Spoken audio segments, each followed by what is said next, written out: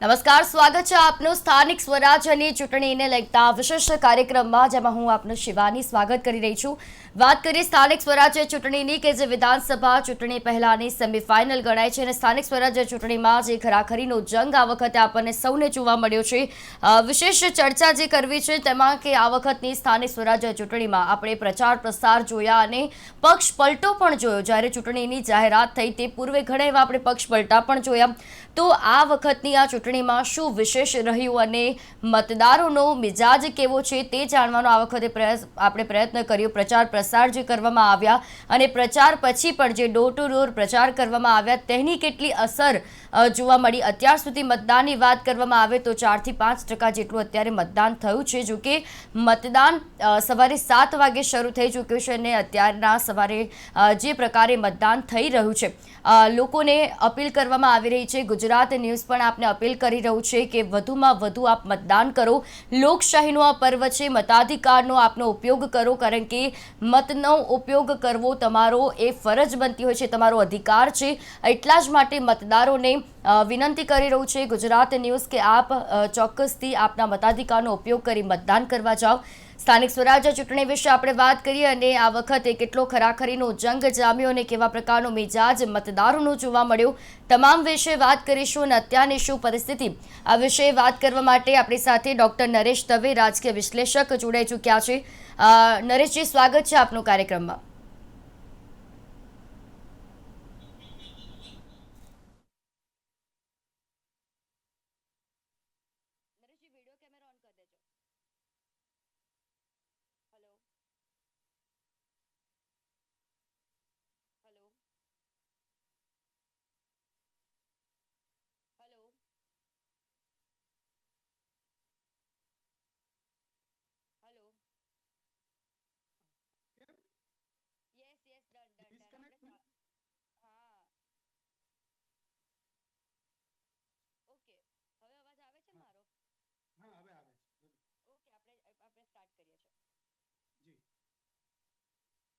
તો જે રીતે સ્થાનિક સ્વરાજ્ય ચૂંટણીની વાત કરીએ તો જેવો આ વખતે મિજાજ મતદારોનો જોવા મળ્યો, પ્રચાર પ્રસારમાં કયા એવા મહત્વના મુદ્દા જોવા મળ્યા, આ તમામ વિશે આપણી સાથે જોડાઈ ચૂક્યા છે આ વિશેષ કાર્યક્રમમાં ડોક્ટર નરેશ દવે, કે જેઓ રાજકીય વિશ્લેષક છે। નરેશજી, સ્વાગત છે આપનું। નરેશજી, સ્થાનિક સ્વરાજ્ય ચૂંટણીનો જે આપણે છેલ્લા કેટલાય સમયથી રાહ જોઈ રહ્યા હતા તે સમય હવે આવી ચૂક્યો છે અને મતદાનની વાત કરવામાં આવે તો અત્યાર સુધી જે 4% જેટલું મતદાન થયું છે, ત્યારે મતદારોને પણ આપણે અપીલ કરી રહ્યા છે કે વધુમાં વધુ મતદાન થાય અને પોતાના મતાધિકારનો મતદારો ઉપયોગ કરે। સ્થાનિક સ્વરાજ્ય ચૂંટણીની વાત કરીએ તો આ વખતે આપને શું લાગ્યું, કેવા પ્રકારના રાજકીય સમીકરણો રહ્યા? જો શિવાની, સૌ પહેલા તો એ વાત છે કે આજનો દિવસ છે મતદારોનો દિવસ છે, એટલે મતદાર એ એક દિવસનો રાજા છે। આજના દિવસનો અત્યાર સુધી ચૂંટણી પહેલાના જે બધા દિવસો હતા એ દિવસોમાં મતદારોને રીઝવવા માટે અનેકવિધ પ્રયાસો કરવામાં આવ્યા, પરંતુ આજે તો મતદાર મતદાન કરે એ સૌથી મહત્વની વાત છે અને મતદાન વધુમાં વધુ થાય એ લોકશાહી માટે ખૂબ જ જરૂરી છે। તમે જે વાત કરી કે હજી 7 વાગ્યાનું મતદાન શરૂ થયું છે, પણ એવી કોઈ લાંબી લાઈનો બહુ દેખાઈ નથી। તો ગરમીના જે આ દિવસો છે એ સમય દરમિયાન સવારનો સમય છે એ આદર્શ સમય છે મતદાન માટેનો। તો એ વખતે જેટલું વધુ મતદાન થાય, એટલે 11-12 વાગ્યા સુધીમાં જેટલું વધુ મતદાન થાય એ મહત્વનું છે। એ પછી રાજકીય પક્ષોએ મતદાનના દિવસના આંકડાઓને નજર સમક્ષ રાખી અને સાંજે 4 વાગ્યાથી પાછું બીજું જોર લગાવશે અને 5 થી 6 માં વધુમાં વધુ મતદાન થાય એ માટે પ્રયાસો કરશે। પણ શિવાની, મારું કહેવું એ છે કે આ વખતની સ્થાનિક સ્વરાજ્યની ચૂંટણી છેલ્લા 10 દિવસના જે આપણે સ્વરૂપો જોયા, ઉમેદવારી પત્ર ભરવાથી શરૂ કરી અને આગલા દિવસ સુધીના દ્રશ્યો, એ બધા દ્રશ્યો જોતા આ વખતે આ ઇલેક્શન છે એ કંઈક વિશિષ્ટ ઇલેક્શન બની રહ્યું। સામાન્ય રીતે આપણા માટે સ્થાનિક સ્વરાજ્યની ચૂંટણી એટલે નગરપાલિકા, કોર્પોરેશન, એટલે બહુ એનું મહત્વ વિધાનસભા અને લોકસભા જેટલું અપાતું નહોતું, પણ અત્યારે જે પ્રતિષ્ઠાનો જંગ બંને માટે જામ્યો છે। ભાજપ માટે એ પ્રતિષ્ઠાનો જંગ છે તો કોંગ્રેસ માટે અસ્તિત્વનો જંગ છે।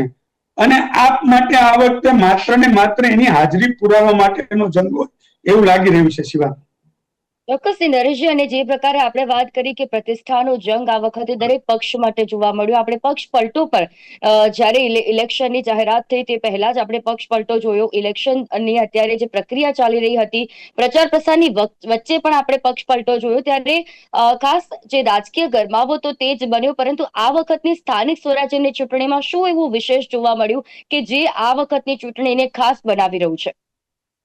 જો આ વખતની ચૂંટણીમાં સૌથી મહત્વની વાત એ છે કે પહેલી વખત એવું બન્યું કે સમયગાળો ઓછો છે. ઇલેક્શન ડિક્લેર થયા પછી ચૂંટણી પ્રચાર માટે રાજકીય પક્ષોને ખૂબ જ ઓછો સમય મળ્યો છે. એટલા માટે કે ઉમેદવારી પત્ર ભરવાનું અને પાછી ખેંચવાની જે કવાયત ચાલી એમાં રાજકીય પક્ષો ક્યાંય પ્રચારમાં લાગ્યા જ નહોતા. અને આ વખતની ચૂંટણીમાં બિનહરીફ ઉમેદવાર કરવા માટેની એક જેને કહેવાય કે હોડ જામી હોય એવી સ્થિતિનું નિર્માણ થયું. આપણે લાસ્ટ જે સમયની ઇલેક્શન છે એ ઇલેક્શનમાં કઈ 261 કે 60 એટલા ઉમેદવારો બિનહરીફ જાહેર થયા હતા. તો આ વખતે 700 થી ઉપર છે એ જે આંકડો છે. એટલે એમ કહી શકાય કે 3 ગણા ઉમેદવારો બિનહરીફ થયા. તો એ આ વખતની ચૂંટણીની એ વિશિષ્ટતા છે. પણ એની સાથે સાથે આપણી કમનસીબી પણ એ છે કે એ બિનહરીફ કરવા માટેના જે સાધનોનો ઉપયોગ થયો અને જે પદ્ધતિઓ અપનાવવામાં આવી એ પણ યોગ્ય રહી નથી. સામ દામ દંડ ભેદ શાસક પક્ષ તરીકે મારી દ્રષ્ટિએ તો ભાજપે એવું કરવું જોઈતું હતું કે સામે વિપક્ષ છે જ નહીં તો ઉમેદવારી પત્ર પાછું ખેંચવાની બદલે જે આવે એની સાથે લડી લો અને વિપક્ષની ડિપોઝિટ ડૂલ થાય કે વિપક્ષ જોડે કોઈ છે જ નહીં. એટલે ચૂંટણી પ્રક્રિયા થવા દેવી જોઈતી હતી. લોકશાહી પ્રક્રિયામાં ચૂંટણી થવા દેવી જોઈતી હતી. આજે સ્થિતિ એવી છે કે આજે 700 ને ઉપર જે છે એટલી બેઠકો ઉપર ઇલેક્શન જ નથી થવાનું. તો આ જે મત વિસ્તાર છે, મત વિસ્તારના મતદારોને તમે મતદાનથી વંચિત રાખ્યા છે એવું મારું માનવું છે. મતદારોએ તો નક્કી નથી કર્યું કે ભાઈ તમે બિનહરીફ કરી લો, પણ જ્યારે રાજકીય પક્ષો ભેગા થઈ અને જો એ વસ્તુને બિનહરીફ જાહેર કરી તો એનો અર્થ એવો હતો કે એ લોકો તો મતદાનથી વંચિત રહ્યા. એટલે આ વખતની આ સૌથી મોટી વિશિષ્ટતા રહી છે. શિવાની, બિલકુલ નરેશજી, અને એ પ્રકારે જ વાત કરીએ કે મતદારોનો મતાધિકારનો ઉપયોગ કરવાનો હક હોય છે, તે તેમનો હક હોય છે કે એટલા જ માટે આ સ્થાનિક સ્વરાજ્ય કહેવાય છે. એટલે કે સ્થાનિકો દ્વારા પસંદ કરાતું આ સ્વરાજ્ય. અને એમાં જ જો આટલી મોટી સંખ્યામાં બિનહરીફ થતા હોય ઉમેદવારો, ચોક્કસથી તે ઉમેદવારો માટે તો ખુશીની લાગણી હશે, પરંતુ ક્યાંક એ વિસ્તારમાં રહેતા મતદારો માટે નિરસતા હશે, કારણ કે તે પોતાના મતાધિકારનો ઉપયોગ નહીં કરી શકે. યુવા મતદારોની વાત કરીએ કે જે પ્રથમ વખત મતદાન કરવાના હશે, કદાચ તે પણ પોતાના મતાધિકારનો ઉપયોગ નહીં કરી શકે. તો એક રીતે આમાં આપણે વિચારવા જેવી પણ વસ્તુ છે કે આમાં કોઈ પણ એવા પ્રકારના નિયમો પણ લાવવાના જરૂર છે. જે બેઠકો બિનહરીફ થાય છે ત્યાંના મતદારો શું કહી રહ્યા છે તેના વિશે પણ જાણવું જરૂરી છે. જોકે હવે વાત બાકીની બેઠકો પર કરીએ કે જ્યાં ખરાખરીનો જંગ જામ્યો છે. મહાનગરપાલિકાઓની વાત કરીએ તો ગઈ વખતે જે મહાનગરપાલિકા હતી, તમામ મહાનગરપાલિકાઓમાં ભાજપનો ભગવો લહેરાયો હતો. કોંગ્રેસનું અસ્તિત્વ આ એક પણ મહાનગરપાલિકામાં જોવા નહોતું મળ્યું. આ વખતે મહાનગરપાલિકાની સંખ્યામાં વધારો થયો છે. શું લાગી રહ્યું છે કે આ 15 મહાનગરપાલિકામાં શું પ્રકારની પરિસ્થિતિ આ વખતે વર્તાઈ શકે છે? શિવાની, એક વાત તો તમારી સાચી છે કે અનેક નવા જે મતદારો છે જે પહેલી વાર મતદાન કરવાના છે એ બધા જ આ બિનહરીફ જ્યાં પણ થયા છે ત્યાં એ લોકો મતદાનથી વંચિત રહેવાના છે. હવે એ તો આપણા હાથની વાત નથી. એના માટે કોઈક નવી વ્યવસ્થા ઊભી થશે કે ભાઈ મતદારો છે એમના જે હિતો છે એનું રક્ષણ થાય. તમે જે બીજો સવાલ કર્યો કે ભાઈ કોર્પોરેશન અને તાલુકા પંચાયત, જિલ્લા પંચાયત, નગરપાલિકા, આ વખતે એવું છે કે કોર્પોરેશન પણ નવા બન્યા છે, મહાનગરપાલિકા એટલે નવી અસ્તિત્વમાં આવી છે, તાલુકા પંચાયતના વિભાજનો થવા, જિલ્લા પંચાયત, એટલે ઘણી બધી એવી જગ્યાઓ છે કે જ્યાં પહેલી વાર ચૂંટણી યોજાવાઈ રહી છે. બરોબર છે. તો આ વખતે પરિણામોના સંદર્ભમાં એક વાત નિશ્ચિત છે કે શાસક પક્ષ ભાજપ છે એટલે એડી ચોટીનું જોર એ લગાવે છે અને કોંગ્રેસ છે એ એની રીતે પ્રયત્ન કરી રહી છે. પણ આ વખતે મને એવું લાગી રહ્યું છે કે આ વખતની ચૂંટણીમાં કોર્પોરેશન ભલે એ ભાજપ પાસે બધા જ છે અને ભાજપ મેળવી લે, પણ પેનલો તૂટશે. જેમ કે આપણે ત્યાં એક વોર્ડ હોય, વોર્ડમાં 4 બેઠક હોય, તો એમાંથી એવું બની શકે પેલી એકદમ પેનલો બધી નીકળતી જાય, 4 બેઠકો એક પક્ષને મળે. એની જગ્યાએ એવું બની શકે કે કોર્પોરેશનમાં, એટલે માત્ર અમદાવાદ નહીં, હું બધા જ કોર્પોરેશનની વાત કરી રહ્યો છું, કે બધા જ કોર્પોરેશનમાં એવું બની શકે કે એકાદ સીટ એવી હોય કે જે વિપક્ષને ફાળે જાય, એકાદ સીટ એવી હોય કે જે અપક્ષને ફાળે જાય. માની લો કે વોર્ડ એક નાની એક મત વિસ્તાર ધરાવતો છે, તો એમાં કોઈ એવી વ્યક્તિ ઊભી છે કે જે પક્ષાપક્ષીથી પર હોય અને પ્રતિષ્ઠિત વ્યક્તિ હોય. ત્યાંનો મતદાર એવું નક્કી કરે કે ભાઈ મારે વ્યક્તિને મત આપવો છે, આ વ્યક્તિ મારા વોર્ડનું કામ કરશે, એ કોઈ પણ પાર્ટીમાં હોય. તો એવું બની શકે કે અપક્ષ પણ જીતી જાય તો એ કોઈ પક્ષને ન મળે. બીજી જગ્યાએ એવું પણ બને કે ભાઈ બધા જ ભાજપ પણ આવે છે પણ કઈ કામ શક્ય બનતું નથી, એકાદ સારો માણસ વિપક્ષમાં ઉભો છે, એને પણ ટિકિટ મળી છે તો એને પણ આપી શકે. તો આ વખતે ઉથલ પાથલ થવાની શક્યતા છે. આપણે જે કહીએ ને કે એકદમ થમ્પિંગ મેજોરિટી ભલે મળે, પણ એમાં ક્યાંક ક્યાંક એવું બને કે આપણે કલ્પના ન કરી હોય એવી બેઠક પર વિપક્ષ હોઈ શકે, અપક્ષ હોઈ શકે, એવું બની શકે. શિવાની, પણ નરેશજી, આ વખતે કોંગ્રેસનું જે પ્રખર નેતૃત્વ હતું તે પ્રખર નેતૃત્વની કમી જોવા મળી. ભાજપ તરફથી જે પૂરજોશમાં પ્રચાર કરવામાં આવ્યા, પ્રચારના અંતિમ ઘડી સુધી પણ જે શક્તિ પ્રદર્શન ભાજપનું જોવા મળ્યું છે, તમામ કોર્પોરેશનની વાત કરવામાં આવે તો ત્યાં આગળ કોંગ્રેસ ક્યાંક ખવાઈ ગઈ હોય, કોંગ્રેસનું અસ્તિત્વ ત્યાં પણ એક જતું રહેતું હોય તેવું જોવા મળ્યું છે. એટલે એની અસર પણ આ વખતે કોંગ્રેસને થઈ શકે છે. આપણે એક વાત ખૂબ સારી કરી કે કદાચ વિપક્ષનો એવો કોઈ ઉમેદવાર કે જે ખરેખર લાયક છે અને મતદારો તેમને જો વોટ આપે છે તો પેનલો તૂટવાનો પણ અત્યારે અહીંયા આગળ જોવા મળી રહી છે શક્યતા. તો તેની કેટલી અસર વર્તાઈ શકે? નગરપાલિકાઓની વાત કરીએ તો નગરપાલિકાના પણ અત્યારે 84 નગરપાલિકા છે. આ નગરપાલિકાઓની પરિસ્થિતિ ઓવરઓલ જોવા જઈએ તો 2021માં જયારે ચૂંટણી યોજાઈ હતી ત્યારે પણ મોટાભાગમાં નગરપાલિકામાં ભાજપનો દબદબો હતો. કોંગ્રેસ માટે ફરીથી અસ્તિત્વ ટકાવી રાખવાનું જંગ હતું. અહીંયા આગળ આ વખતે શું પરિસ્થિતિ જોવા મળી શકે છે? શિવાની, પહેલી વાત તો એ છે કે વિપક્ષ કોંગ્રેસ જે છે, મુખ્ય વિપક્ષ, તો એમણે આક્રોશ યાત્રા શરૂ કરીને એમણે પ્રયાસ કર્યો, મને એવું લાગે છે. પણ એ આક્રોશ યાત્રામાં પ્રજાનો આક્રોશ કેટલો છે એ સમજી શક્યા નથી, અથવા તો એ આક્રોશને એમના તરફી, એટલે ભાજપના વિરોધમાં એ મતદાનની પેટી સુધી લઈ જઈ શક્યા નથી. એમાં વિપક્ષની, મને એવું લાગે છે કે વિપક્ષ છે એ વિપક્ષ એમાં કાચો કેમ પડ્યો છે, એ ઓર્ગેનાઇઝ નથી. બીજી બાજુ શાસક પક્ષ ઓર્ગેનાઇઝ છે, એમની પાસે સત્તા છે, એમની પાસે પૈસા છે. જેમ કે એક અહેવાલો તમે જોયા છે શિવાની, કે ભાઈ ઉમેદવારોને, ભાજપના ઉમેદવારો પાસે સંસાધન માટે અનેક વસ્તુઓ છે, એમના માટે ચૂંટણી ફંડમાં અનેક પૈસા છે જે ઉમેદવારો સુધી પહોંચે છે. જ્યારે કોંગ્રેસના ઉમેદવારને પાર્ટી તરફથી માત્ર 50,000 મળ્યા છે. હવે 50,000 શું થયું આપ જોઈ શકો છો. તો મને એવું લાગે છે કે કોંગ્રેસે આક્રોશ યાત્રાથી એક સારી શરૂઆત કરી, લોકોને ભેગા બી કર્યા, જે કઈ થોડા ઘણા ભેગા થયા કે ભાઈ લોકોનો આક્રોશ છે એ જન આક્રોશ યાત્રા દ્વારા બહાર આવી જાય. પણ મુશ્કેલી એ છે કે ખરી વ્યવસ્થા છે એ મતદાનને દિવસે મતદારોને મતપેટી સુધી લઈ જવા, આ સૌથી મોટી વાત છે. અને એ જે લઈ જવાની વાત છે એ જે ઓર્ગેનાઇઝ છે, જેમ કે ભાજપમાં પેજ પ્રમુખની વ્યવસ્થા છે, વોર્ડ દીઠ વ્યવસ્થા છે, એમનું જે ઓર્ગેનાઇઝેશન છે એ ઓર્ગેનાઇઝેશન જેવું, એટલે જે કહેવાય એવું કોંગ્રેસમાં નથી. એના અનેક કારણો છે, તો બહુ ડિટેલમાં એની આપણે ચર્ચા કરવી પડે. પણ એટલે મેં એવું કહ્યું કે માની લો કે કોંગ્રેસનો કોઈ ઉમેદવાર કોર્પોરેશનમાં, તાલુકા પંચાયતમાં કે નગરપાલિકામાં કે જિલ્લા પંચાયતમાં જીતી જશે, તો એ મતદારોનો કોંગ્રેસ માટેનો પ્રેમ નહીં હોય, પણ મને એવું લાગે છે કે ભાજપ માટેનો રોષ હશે. જે તે વિસ્તારમાં ભાજપ માટેનો રોષ હોય એનો લાભ આ વિપક્ષને મળે છે, એવું મારું માનવું છે. બિલકુલ. અને આ વખતે આપણે સૌએ જોયું કે જે પ્રકારે પ્રચાર પ્રસાર કરવા જ્યારે પણ કોઈ પણ પક્ષ જતું હતું, કેટલી બધી એવી જગ્યાઓ હતી કે જ્યાં લોકો દ્વારા ચૂંટણીનો બહિષ્કાર કરવાની પણ વાત કરવામાં આવી. વિકાસના કાર્યો ના થવાને કારણે તેમના જે વિસ્તારો છે ત્યાં વિકાસના કાર્યો નથી થયા એટલા માટે લોકોનો જે રોષ ભભૂકી ઉઠ્યો, અને કદાચ તે આપણને અત્યારે આજે મતદાનના દિવસે પણ દેખાઈ રહ્યું છે કે નીરસ મતદાન થઈ રહ્યું છે. એટલા જ માટે આપણે અપીલ કરી રહ્યા છીએ કે વધુમાં વધુ મતદાન થાય, મતાધિકારનો ઉપયોગ કરે. નરેશજી, આની વચ્ચે એક મહત્વની વાત કે 2021માં નોટાના બટનો 8.37 લાખ જેટલા લોકોએ નોટા દબાયું હતું.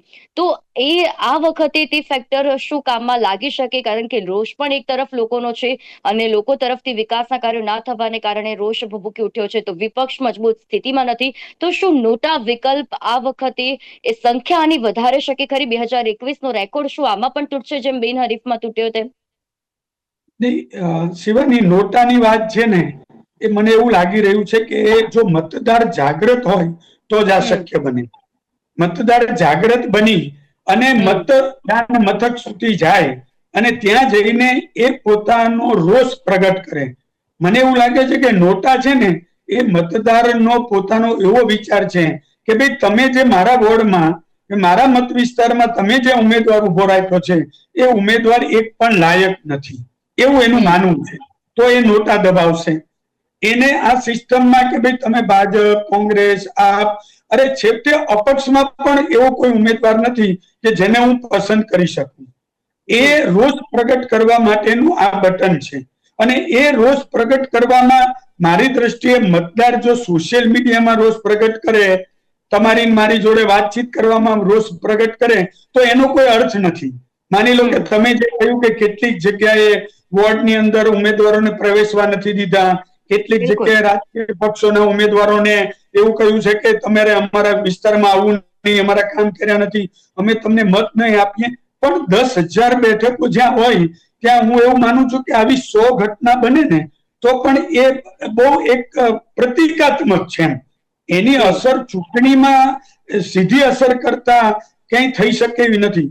પણ તમે જે કહ્યું ને કે નોટાવાળી જે વાત છે, મને એવું લાગે છે કે યંગ જનરેશન જે છે એ યંગ જનરેશનને આ સમજાય કે ભાઈ, મને આ જે ચૂંટણી વ્યવસ્થા છે એમાં આવી રીતે જો લોકો બિનહરીફ થઈ જતા હોય, ધાક ધમકીથી ઉમેદવારી પત્ર પાછું ખેંચાતા હોય, છેલ્લી ઘડીએ પક્ષ પલટાઓ થતા હોય અને સારા ઉમેદવારો જો રાજકીય પક્ષો નથી મૂકતા, તો હું મારો અવાજ રજૂ કરું, મારો વિરોધ રજૂ કરું. એ વિરોધ રજૂ કરવા માટેનો અને એ વિધેયાત્મક વિરોધ રજૂ કરવાનો છે. એ પોઝિટિવ પ્રોટેસ્ટ છે મારી દ્રષ્ટિએ, અને એ યંગ જનરેશન જ કરી શકે. અને યંગ જનરેશનના મનમાં આ વાત આવે તો ગયા વખતનો જે તમે કહ્યો કે 8 લાખથી જેટલા, હા, તો 8 લાખથી વધુ જે હાઈએસ્ટ છે મારી દ્રષ્ટિએ, તો એ સામાન્ય બાકીની બધી ચૂંટણીઓમાં 4 થી 4.5 લાખની એવરેજ છે વિધાનસભા, લોકસભામાં, પણ આ તો ડબલ છે. તો મને એવું લાગે કે એવું બની શકે, પણ આ મતદાર જાગૃતિ ઉપર આધાર રાખે છે અને યંગ જનરેશન જ આ કરી શકે છે. હું એવું માનું છું કે જો યંગ જનરેશન છે એ નોટાનું હથિયાર છે એનો ઉપયોગ કરે તો તમામ રાજકીય પક્ષો માટે આ એક વિચારવાનો સમય બને કે કેમ કોઈને પસંદ નથી કરતા, તો એ કદાચ વિચારી પણ શકે. શિવાની, જી બિલકુલ. અને જ્યાં આ વખતે સ્થાનિક સ્વરાજ્ય ચૂંટણીની આપણે એટલે જ વાત કરતા હોઈએ, અને સ્થાનિક સ્વરાજ્ય ચૂંટણીનો પહેલા તો અર્થ પક્ષોએ સમજવો આ વખતે જરૂરી બન્યો છે, કારણ કે સ્થાનિક સ્વરાજ્યની ચૂંટણીમાં સ્થાનિક મુદ્દા જ ભૂલાયા. કેટલા એવા સ્થાનિક મુદ્દા છે જેમાં અવાજ લોકોએ ઉઠાવ્યો, વિકાસના કાર્યો નથી થયા, જે પ્રાથમિક મુદ્દાઓ છે, શિક્ષણ હોય, પાણી હોય, રસ્તા હોય, અને આ જે પ્રશ્નો છે તે લોકો દ્વારા ઉઠાવવામાં આવ્યા, પરંતુ પક્ષો આ વખતે આ મુદ્દા ભૂલીને અન્ય મુદ્દાઓ જે છે તેમને આ ચૂંટણીમાં તેનો ઉપયોગ કર્યો. તો તેનો ઉપયોગ કરવાથી પણ શું આની અસર સ્થાનિક સ્વરાજ્યની આ ચૂંટણીમાં જોવા મળે? કારણ કે મતદારોને જે મુદ્દા રીઝવવા જોઈએ, જે મુદ્દા મતદારોને આકર્ષે છે, તે મુદ્દાનો તો ઉપયોગ જ નથી કરાયો. નહીં શિવાની, કેટલાક પોકેટ્સમાં એવું બની શકે. માની લો કે ગઈકાલે સુરતમાં બનેલી ઘટના હોય, ધંધુકામાં બનેલી ઘટના હોય, તો કેટલીક ઘટનાઓના સંદર્ભમાં એવું બની શકે કે મતોનું ધ્રુવીકરણ થાય. પરંતુ મોટે ભાગે સ્થાનિક સ્વરાજ્યની સંસ્થાની ચૂંટણીઓમાં સ્થાનિક પ્રશ્નો છે બહુ મહત્વનો હોય છે. તમે જોઈ શકો છો કે ઘણી બધી જગ્યાએ ઉમેદવારોને કહેવામાં આવે કે ભાઈ અમારે ત્યાં રોડ બન્યા છે પણ એ તૂટી ગયા છે, રિપેર નથી થયા, પાણીની ટાંકીઓ છે એના પ્રશ્નો છે. તો આ બધા પ્રશ્નો છે, પણ ફાયદો શાસક પક્ષને કેમ મળે છે શિવાની? એનું કારણ એ છે કે એ શાસક પક્ષ એવું કહી શકે એમ છે કે ભાઈ તમે અમને ચૂંટશો તો અમારી સરકાર છે, અમારી સરકાર છે તો અમે રજૂઆત કરીશું તો ઝડપથી થશે. આજે વિપક્ષ છે ખોખારીને કહી શકે એમ નથી. વિપક્ષ બહુ તો શું કરી શકે કે ભાઈ અમે તમારી સમસ્યાઓની રજૂઆતો ઉપર કરીશું. જ્યારે ભાજપના ઉમેદવાર છે એ તાલુકા જિલ્લા પંચાયતના ઉમેદવાર એવું કહી શકે કે ભાઈ અમારી, અને એટલે જ આ પેલી ડબલ એન્જિન સરકાર અને ટ્રિપલ એન્જિન સરકારનો જે પ્રસાર થયો છે એનું કારણ જ આ છે કે એવું કહી રહ્યા છે કે ભાઈ અમારી સરકાર છે એટલે આ કામ અમારામાં થશે, તમારી ગ્રાન્ટ થશે, આવશે કે નહીં આવે, અમે ઉપર જઈને ગ્રાન્ટ લઈ આવી શકીશું. તો એને કારણે જે રોષ છે એ ઠારવામાં શાસક પક્ષના જે ઉમેદવારો, ભાજપના ઉમેદવારો છે એમને સરળતા રહે છે. અને કોંગ્રેસ માટે કે વિપક્ષ માટે કે અપક્ષ માટે બહુ તો શું થાય કે ભાઈ અમે રજૂઆત કરીશું. એટલે પેલા લોકો કે ભાઈ રજૂઆત ઉપર સાંભળશે તો થશે ને, અમે તો તમે કરી જ દઈશું એવી એક ખાતરી આપી શકે. અને ત્યારે મતદારોને એવું પણ લાગે કે વાત તો સાચી છે ભાઈ, ઉપર ભાજપની સરકાર છે તો અને આ ભાજપના જ ઉમેદવાર છે તો કંઈક તો આપણું સારું થશે. એટલે આ ફેક્ટર પણ એક ભાજપને ઉપયોગી થઈ રહ્યું છે શિવાય. ફેક્ટર જે રીતે આ વખતે ચૂંટણીમાં પણ ઉપયોગ કરાયો અને આ વખતના ભાષણોમાં પણ આપણે જોઈએ જ્યાં સભાઓ યોજવામાં આવી, રેલી યોજવામાં આવી, આ તમામ જગ્યાએ ક્યાંક સ્થાનિક મુદ્દા ભૂલાયા અને જે પક્ષ વિપક્ષ પર જે આકરા પ્રહારો થતા હોય છે તે જ આપણને જોવા મળ્યા અને તેની અસર જે જોવા મળી રહી છે. ખાસ કરીને વાત કરીએ કે લોકોમાં જે મતદારો છે તેમનીમાં જે રોષ ફાટી નીકળ્યો હતો તેની પણ અસર અત્યારે આજના મતદાનના દિવસે દેખાઈ રહી છે. કોંગ્રેસે પાયાની સુવિધાઓ સાથે ભ્રષ્ટાચારનો મુદ્દો બનાવ્યો. તો આ વખતે ઉમેદવારોની પસંદગી વખતે ક્યાંક કોંગ્રેસ માટે એવા લાયક ઉમેદવારો પણ કોંગ્રેસને ના મળ્યા, તો બીજી તરફ ભાજપમાં જે ઉમેદવારોનો રાફડો ફાટ્યો હતો એટલે પસંદગી પ્રક્રિયામાં પણ થોડો વિલંબ થયો. તો ઉમેદવારોની જે પ્રકારે પસંદગી કરવામાં આવી અને નવા ઉમેદવારોને સ્થાન આપવામાં આવ્યું, યુવા મતદારો આકર્ષાય તે માટે યુવા ઉમેદવારોને ટિકિટ આપવામાં આવી, તે આ વખતે આ પક્ષોને કેટલું સારી રીતે અસર કરી શકે છે અને કેવી રીતે તેની નેગેટિવ ઇમ્પેક્ટ પણ પડી શકે છે? શિવાની, આમાં એવું હોય છે દરેક પોલિટિકલ પાર્ટી છે એ ઉમેદવારોની પસંદગી કરતી વખતે એક નો રિપીટ થિયરી અપનાવતી હોય છે. અને નો રિપીટ થિયરી એટલા માટે અપનાવતી હોય છે કે અત્યારે જે છે તમારા ચૂંટાયેલા પ્રતિનિધિ, એ પ્રતિનિધિ સામે તમને વાંધો છે, એમની સામે ભ્રષ્ટાચારના આક્ષેપ છે, કામ નહીં કરવાના આક્ષેપ છે, તો કઈ વાંધો નહીં, ચાલો હું તમને ઉમેદવાર બદલી આપું છું. તમને એવું લાગે છે ને કે એક્સે કામ નથી કર્યું તો હું તમને વાયને મૂકી દઉં છું. અને એ વાયને મૂકી દેવાથી 50% એન્ટી ઇન્કમ્બન્સી ઓછી થઈ જતી હોય છે. કે જે સામેનો રોષ હોય એ વ્યક્તિ સામેનો કે ભાઈ અમારા કોર્પોરેટર તો 5 વર્ષમાં કોઈથી દેખાયા નથી, અમારે ત્યાં પાણીની સમસ્યા હતી કોઈથી દેખાયા નથી, અમારે ત્યાં ફૂટપાથની સમસ્યા હતી અમારે ત્યાં કોઈથી દેખાયા નથી. તો પછી ભાજપ કહેશે કે આ નવો ઉમેદવાર છે એ તમને આય, પણ નવો ઉમેદવાર કહેશે હવે બાકીનું ભૂલી જાઓ, હવે હું આવી ગયો છું, હું આવીશ તો તમારું આ કામ કરી દઈશ અને વાંધો નહીં આવે. એટલે આ વખતે નો રિપીટ થિયરીમાં ભાજપે ઘણા બધા યુવાનોને ટિકિટ આપી છે અને એમાં ઘણા બધા એવા પણ જે પ્રતિભાશાળી પણ છે. એવું જરૂરી નથી કે જે બધા ઉમેદવારો છે એ બધા ઉમેદવારો માત્ર પોતાની ઓળખાણથી કે કોઈ બીજા સગા સંબંધીઓના નામે કે પતિ પત્નીના નામે લઈ લીધો એવું માનવાને કારણ નથી. સવાલ એવો છે કે મતદારને એના પર વિશ્વાસ આવવો જોઈએ. જો મતદારને વિશ્વાસ આવશે તો જ એ મતદાન કરવાનું છે. અને મારું એવું ચોક્કસ માનવું છે કે જો આજે મતદાનની ટકાવારી ઘટી છે તો એનો અર્થ એવો થયો કે છેલ્લા 10 દિવસમાં જે આ રાજકીય પક્ષોએ, ભાજપ હોય, કોંગ્રેસ હોય, આપ હોય, એમની જે ગતિવિધિઓ ચાલી, એમણે જે સ્થિતિ ઊભી કરી એ સ્થિતિમાં મતદારોની નારાજગી છે એવું મને લાગે છે. કેમ કે મતદારો નારાજ થાય તો એમની નારાજગી એ નોટામાં આપવી એટલી હજી અવેરનેસ આપણે ત્યાં આવી નથી. પણ મતદાન નહીં કરીને એવું નક્કી કરી દે કે ભાઈ તમે કોઈ મતને લાયક નથી, એવું મારું માનવું છે. શિવાની. બિલકુલ નરેશજી, અને ખૂબ જ સારી આપે જે વાત કરી કે લોકો જાગૃત થાય અને વધુમાં વધુ મતદાન કરે, કારણ કે મતાધિકારનો ઉપયોગ કરશે તો જ પરિવર્તન થવું કે પુનરાવર્તન એ પણ આ જનતાના હાથમાં હોય છે, મતદારોના હાથમાં હોય છે. માટે આપણે પણ એવી જ અપીલ કરીએ કે વધુમાં વધુ મતદાન થાય અને યોગ્ય રીતે આ સ્થાનિક સ્વરાજ્ય ચૂંટણીને ન્યાય અપાય. નરેશજી, આપ અમારી સાથે જોડાયા તે બદલ આપનો ખૂબ ખૂબ આભાર. તો જે રીતે સ્થાનિક સ્વરાજ્ય ચૂંટણીનો જંગ આ વખતે જોવા મળ્યો, પ્રચાર પ્રસાર તો પૂરજોશમાં જોવા મળ્યા, ત્યારે આજે તેનો દિવસ છે. આજે સ્થાનિક સ્વરાજ્ય ચૂંટણીના મતદાનનો દિવસ છે. ગુજરાત ન્યૂઝ આપને અપીલ કરી રહ્યું છે કે વધુમાં વધુ મતદાન કરો, આપના મતાધિકારનો ઉપયોગ કરીને મતદાન કરવા ચોક્કસથી જાઓ અને સ્થાનિક સ્વરાજ્ય ચૂંટણીની પડે પડની અમે આપને માહિતી આપતા રહીશું. હાલ સમય થયો છે એક વિરામનો.